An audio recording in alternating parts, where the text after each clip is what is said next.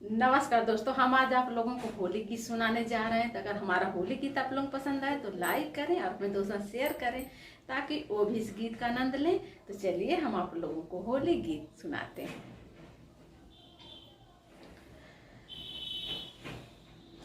Busy जइहे चोलिया खसकी जइहे डोरिया, भीजी जइहे चोलिया खसकी जइहे डोरिया। तनी सरंगवा डार, तनी सरंगवा डार, बदली जइहे दुनिया तनी सरंगवा डार। भीजी जइहे चोलिया खसकी जइहे डोरिया, भीजी जइहे या खसकी जइहे डोरिया। तनी सरंगवा डार, तनी सरंगवा डार, बदली जइहे दुनिया तनी सरंगवा डार।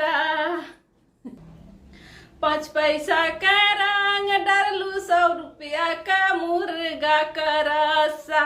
5 पैसा का रंग डलू 100 रुपया का मुर्गा का रसा। खराब कैलू धानिया, खराब कैलू धानिया, झूठई में मुडवा खराब कैलू धानिया, झूठई में मुडवा खराब कैलू धानिया। जिया बछरू साढ़ हो जा। तो दोस्तों, ये होली गीत कैसी लगी कमेंट करके हमें जरूर बताइएगा। फिर मिलेंगे अगली गीत में, तब तक के लिए नमस्कार।